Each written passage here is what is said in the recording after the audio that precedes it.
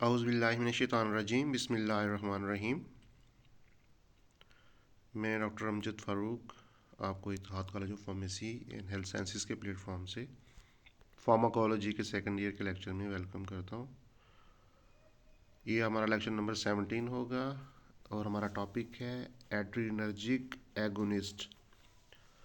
इसको सिम्पैथोमिमेटिक्स भी कहते हैं।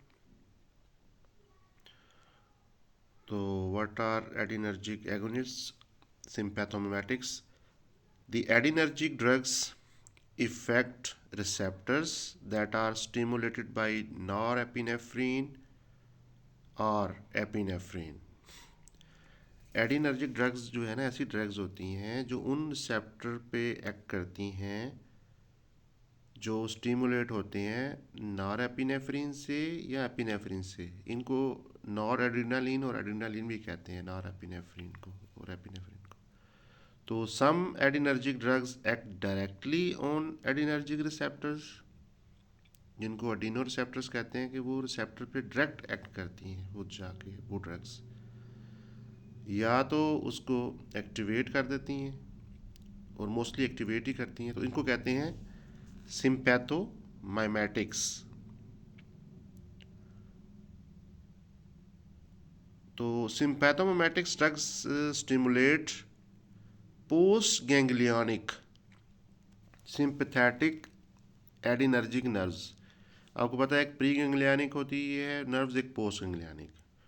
ठीक है, तो ये पोस्ट गैंग्लियनिक पे जाके एक्ट करते हैं। प्री गैंग्लियनिक पे मोस्टली एसिटाइलकोलिन एक्ट करती है, तो पोस्ट गैंग्लियनिक पे जाके ये ड्रग्स वहाँ पे रिसेप्टर्स होते हैं, वहाँ पे एक्ट करती है। तो एडिनर्जिक एगोनिस्ट में act directly on adrenergic receptors, ये डायरेक्टली रिसेप्टर्स पे भी एक्ट करती हैं जाके, एपिनेफ्रीन और नॉन एपिनेफ्रीन रिसेप्टर्स पे, या ये इनडायरेक्टली एक्ट करती हैं through release of nor epinephrine.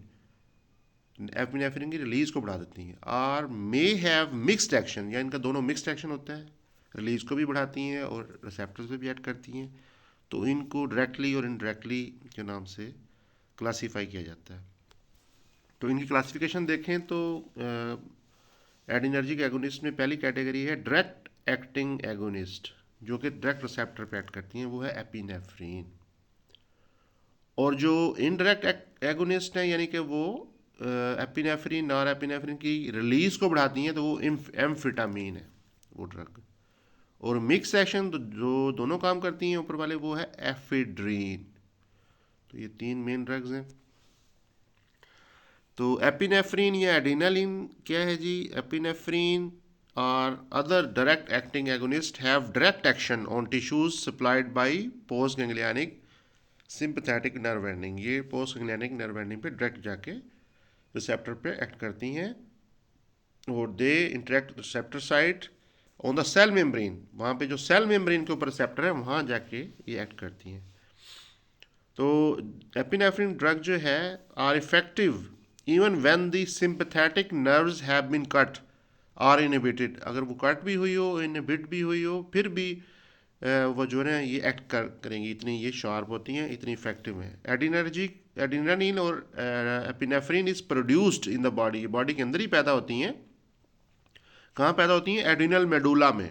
हमारा एड्रिनल ग्लैंड है, वहाँ पे एड्रिनल मेडुला में ये रिलीज होती हैं। और इसके साथ जो है ना small amount of nor epinephrine भी रिलीज होती है ब्लड स्ट्रीम के अंदर। एपिनेफ्रीन एंड नॉर एपिनेफ्रीन दोनों एड्रिनल मेडुला से रिलीज होती हैं। तो एपिनेफ्रीन्स क्या करती हैं? ये इंटरेक्ट करती हैं अल्फा रिसेप्टर्स और बीटा रिसेप्टर, दोनों पे ये एक्ट करती हैं। तो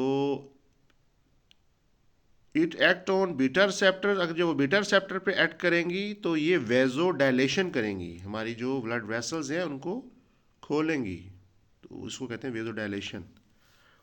और हाई डोजेस पे ये अल्फा ब्लॉकर्स, अल्फा रिसेप्टर्स पे एक्ट करेंगी, तो वहाँ पे ये वेजो कंस्ट्रिक्शन करेंगी, यानी कि नालियों को सुकड़ जाने का बायस बनेंगी। तो फार्माकोलॉजिकल एक्शन देखा जाए एपिनेफ्रीन का, तो इसका फार्माकोलॉजिकल एक्शन डिफरेंट साइट्स पे क्या है? सबसे पहले है CVS, कार्डियोवास्कुलर सिस्टम पे epinephrine is a powerful cardiac stimulant. ये कार्डियक स्टिमुलेंट है। बीटा 1 सेप्टर, हार्ट में बीटा 1 सेप्टर होते हैं, वहाँ जाके ये हार्ट रेट को बढ़ाती है, कंट्रैक्शन को बढ़ाती है। Force of myocardial contraction increase and increase in heart rate. और रेस्पिरेटरी ट्रैक, हमारी सांस की, जो हमारा सांस का निज़ाम है उस पर क्या करती है जी, ये ब्रोंको डायलेटेशन ये करती है, खोलती है नालियों को। डायरेक्टली बीटा 2 रिसेप्टर पे करती है। बीटा 2 रिसेप्टर जो है ना हमारे लंग्स में है। और ब्लड वेसल्स में वहाँ भी बीटा 2 रिसेप्टर्स है। एपिनेफ्रिन क्या करती है, यहाँ पे वेजो डायलेटेशन करती है, यानी कि रोक उसकी जो नालियाँ हैं हमारी, वेसल्स हैं खून की, ब्लड की, उनको रिलैक्स करती है, खोलती है। और कॉर्नरी वेसल्स भी, कॉर्नरी वेसल्स होती है हार्ट को जो सप्लाई दे रही होती है वेसल, हार्ट को जो ब्लड सप्लाई जा रही है वो कॉर्नरी आर्टरी के जरिए, कॉर्नरी वेसल के जरिए जा रही होती है, वहाँ भी ये रिलैक्स करती है उनको। GIT में, गैस्ट्रोइंटेस्टाइनल ट्रैक में जो है ना, ये एपिनेफ्रिन रिलैक्स करती है एंड स्फिंक्टर मसल्स को कॉन्ट्रैक्ट करती है। इसका थेरापेटिक यूज़ देखा जाए, जो आमतौर पे क्लिनिकल यूज़ इसका सामने आया है वो ये है कि ब्रोंकोस्पाज्म, जहाँ पे एस्थमा का पेशेंट है और सांस लेने में दुश्वारी है, तो एपिनेफ्रिन यूज़ की जाती है एमरजेंसी ट्रीटमेंट में। तो इसका जो रेस्पिरेटरी एक्सचेंज है वो बेहतर हो जाता है, फ्यू मिनट्स में, इसके इस्तेमाल के फ्यू मिनट्स में ही इफ़ेक्टिव हो जाता है। ग्लाकोमा, जिसे काला मोतिया भी कहते हैं, वहाँ पे 2% एपिनेफ्रिन सोल्यूशन यूज़ किया जाता है टॉपिकली आइज में, टू रिड्यूस इंट्राकुलर प्रेशर। जो आँख के अंदर एक हमारा लिक्विड है उसका एक प्रेशर होता है, उसको इंट्राकुलर प्रेशर कहते हैं। तो वो ओपन एंगल ग्लाकोमा में जो बढ़ जाता है, तो इसको कम करने के लिए 2% एपिनेफ्रिन यूज़ किया जाता है। कार्डियक अरेस्ट, जब पेशेंट का हार्ट ब्लॉक हो रहा, रुक रहा हो, कार्डियक पेशेंट है और हार्ट अटैक आ गया है और वो हार्ट अरेस्ट हो गया है, तो उसको दोबारा रिवाइव करने के लिए इंट्रा कार्डियक इंजेक्शन लगाया जाता है, दिल के अंदर डायरेक्ट इंजेक्शन लगाया जाता है ताकि वो कार्डियक अरेस्ट से बाहर आए पेशेंट। और इलेक्ट्रिक शॉक के पेशेंट में भी, और एनेस्थीसिया अगर एनेस्थेटिक्स में हो बंदा तो फिर भी इसको ये लगाया जाता है। एनेस्थेटिक्स जो है, लोकल एनेस्थेटिक्स देखा जाए तो ये जो है एक सोल्यूशन है, इसकी रेशो है 1:1 लाख पार्ट एपिनेफ्रिन यूज़ की जाती है। The effect of the drug is to greatly increase the duration of local anaesthetics. Local anaesthetics में ये अगर शामिल कर दी जाए ये सोल्यूशन, तो उसका इफेक्ट बढ़ जाएगा। ये आमतौर पे डेंटिस्ट्री में भी लोकल एनेस्थीसिया देने के लिए डेंटल प्रोसीजर में यूज़ किया जाता है।